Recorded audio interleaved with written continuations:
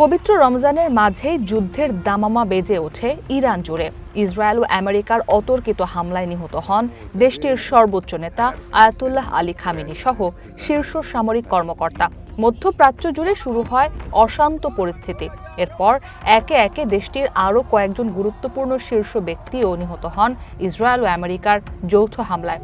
চলমান সংঘাতকে ইতিমধ্যেই রমজান যুদ্ধ হিসেবে অভিহিত করেছে দেশটি। এমন চরম সংকটময় মুহূর্তে শনিবার ইরানে উদযাপিত হবে পবিত্র ঈদ উল ফিতর। বৃহস্পতিবার দেশটির রাষ্ট্রীয় টেলিভিশনে ঈদ উদযাপনের তারিখ জানানো হয়। ইরানের নতুন সর্বোচ্চ নেতা মুস্তফা খামেনির দপ্তর থেকেও ঈদের তারিখ ঘোষণা করা হয়। জানানো হয়, চাঁদ দেখার পর শুক্রবার পবিত্র রমজান মাসের ৩০তম দিন শেষ হবে বলে নিশ্চিত হওয়া গেছে। ফলে শনিবার ঈদ উদযাপন করবেন ইরানিরা।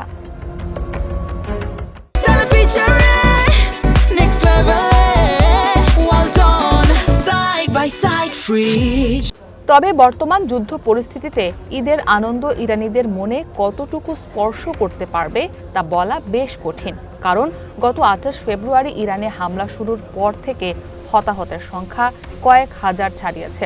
বাস্তুচ্যুত হয়েছেন বহু মানুষ। প্রাণ বাঁচাতে সীমান্ত দিয়ে প্রতিবেশী দেশগুলোতে আশ্রয় নেওয়া মানুষের সংখ্যাও নেহায়েত কম নয়। তবে যুদ্ধ ছাড়াও এবারের ঈদ ইরানিদের জন্য এক অনন্য তাৎপর্য বহন করছে। কারণ এ বছরের রমজানের শেষ দিনটি কাকতালীয়ভাবে নওরোজ বা ইরানের নববর্ষের সঙ্গে মিলে গেছে। বসন্ত বিষুব বা স্প্রিং ইকুইনক্সের এই সময়ে ইরানিরা ঐতিহ্যগতভাবেই নতুন বছর উদযাপন করে থাকে। ফলে একই দিনে ঈদ উল ফিতর ও নববর্ষ দেশটির নাগরিকদের জীবনে এক মিশ্র অনুভূতির সৃষ্টি করেছে।